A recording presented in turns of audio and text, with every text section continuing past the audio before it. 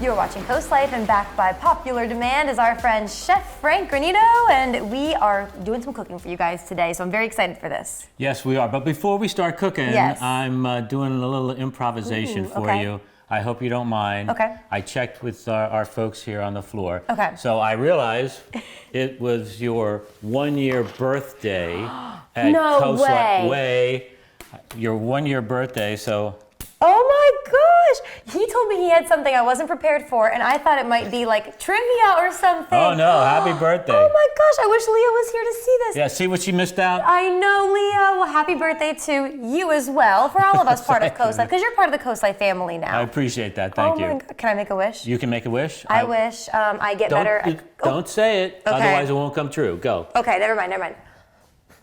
Oh my God, the sweetest thing ever. Thank you. You are absolutely welcome. That's We'll amazing. have that for dessert later. We sure will. That was great. So Thank what you. are we doing today? Well, last time I talked to you, I told you I'm still on my cooking journey. Yes. You know, and we're getting there. But I want something that after a long day, it's just kind of one pot. Don't have to think about it too much, but it's still good. And you said we can make that happen. We can make that happen. Okay. So today we're going to do part one of that. Okay.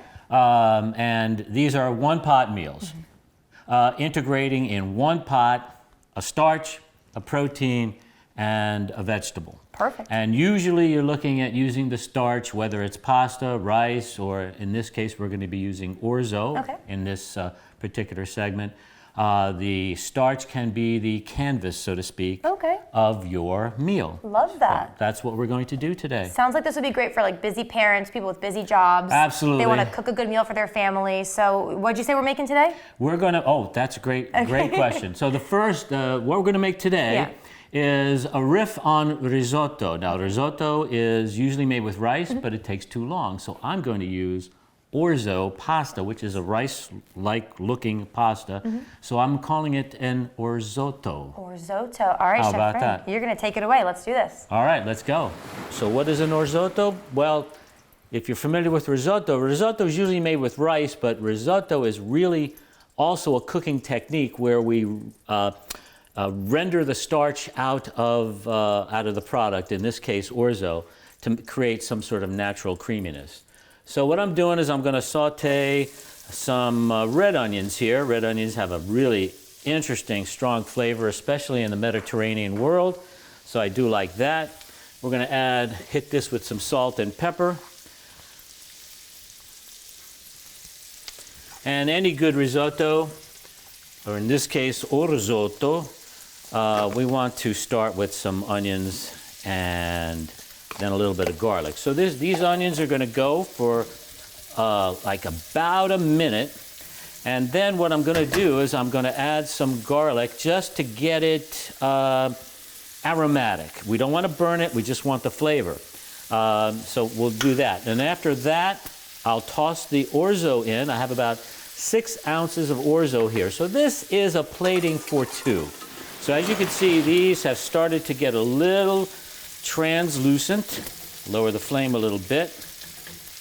And you're starting to smell it. So too bad we don't have smell-o-vision, because if we had smell-o-vision, you could smell it.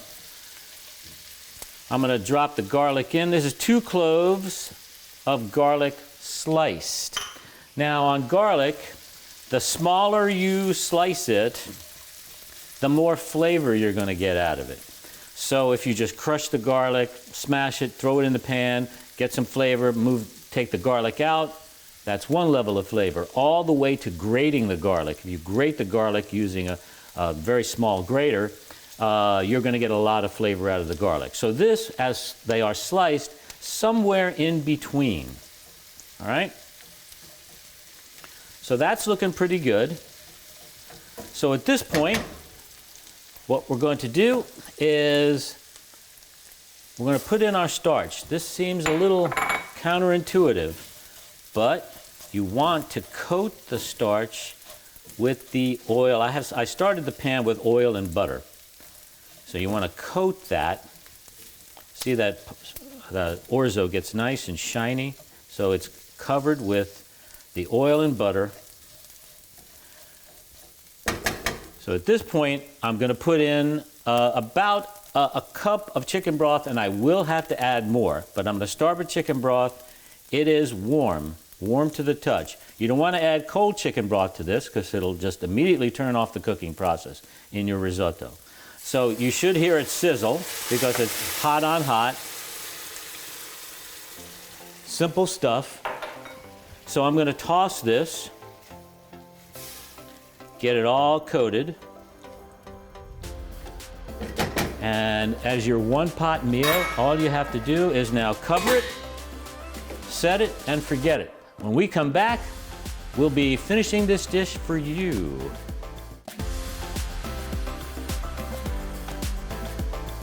So we are now back with Chef Frank. When we left you guys, we left something on the pot, and we've added some things since to just kind of catch us up. Where are we now? I will recap for you. Okay. So we had started the risotto.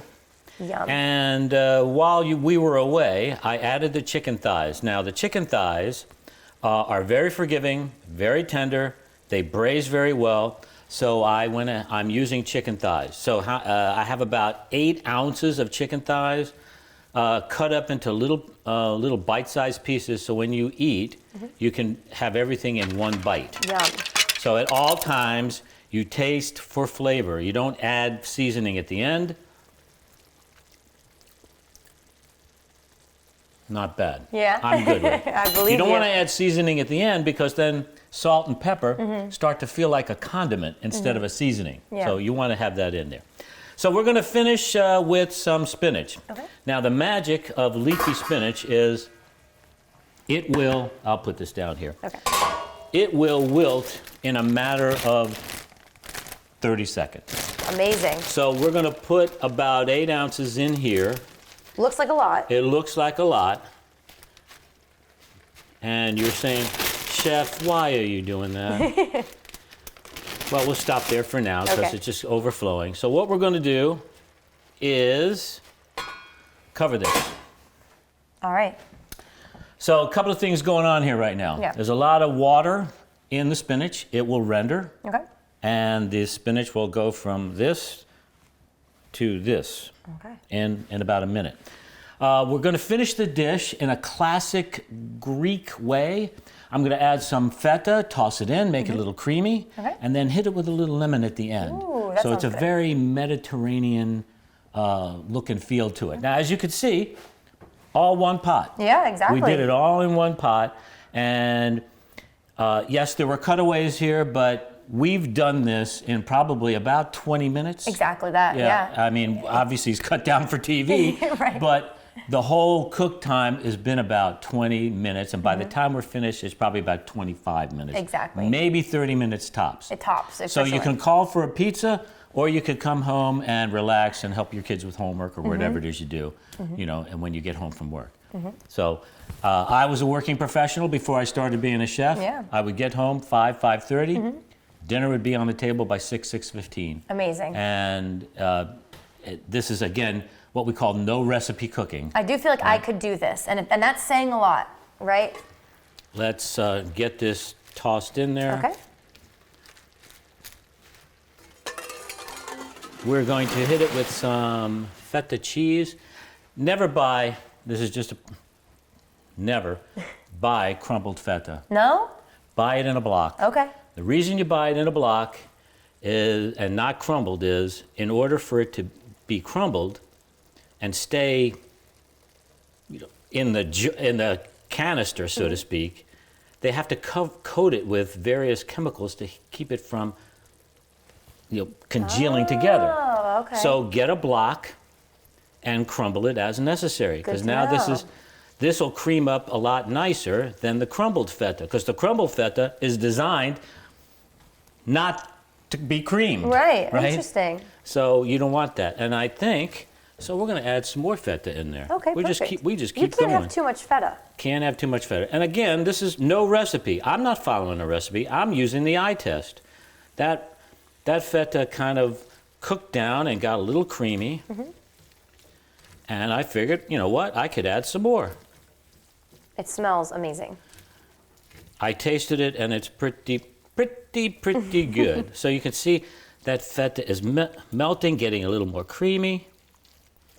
Smells like a Mediterranean house in here with that nice colors. You got the red onions, you got the green spinach, the nice orzo. So it's, again, the orzotto. And I mean, I've made risotto with farro, so they have a farotto, right? Instead of a risotto. So again, the technique is you're rendering the starch out of your product. All right. So what I'm going to do is, sous chef Yes. Paige, give me that lemon there. You got it. We're going to hit it with a little lemon juice.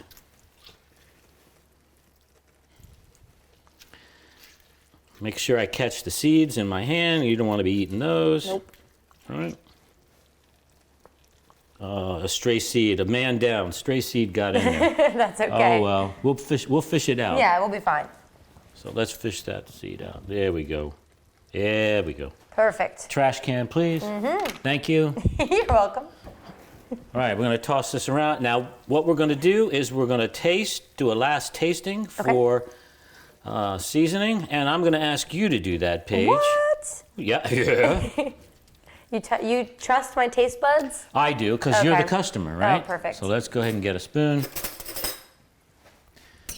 And you could tell me if it needs salt or pepper or a Okay. little of anything. Let's see. Blow on it, it's a little hot. Tell me. Ooh, it's perfect. Is it really? It actually really is perfect. Then we're done. All right, so when we come back, we're gonna plate this and Paige is gonna eat it. Okay, sounds good to me. As always, I'm very lucky that he plated me some, so we get to try it all together. I tried it out to see if the seasonings and everything were good. I gave you an A+, so now we're gonna try it all. You only have yourself to blame if it doesn't taste good. It's very true. So I have some of the spinach on here, the orzo, right? Orzo? The orzo and the chicken, so here we go. You've outdone yourself. Thank you very much. This is amazing. Was it easy? Oh my gosh, Do you think yes. you could do it? I really, I'm motivated, and I feel like I'm gonna do this after work one day this week. One pot, no recipe cooking. And it's nothing crazy you have to go out and buy. A lot of Right. it you might already have in your pantry. Right, exactly. Perfect. So I know a lot of people that watch this, they're like, we have to try Chef Frank's food too. So how can they get in touch with you for you to go cook for them? Very easily, check my website at cheffrankgranito.com.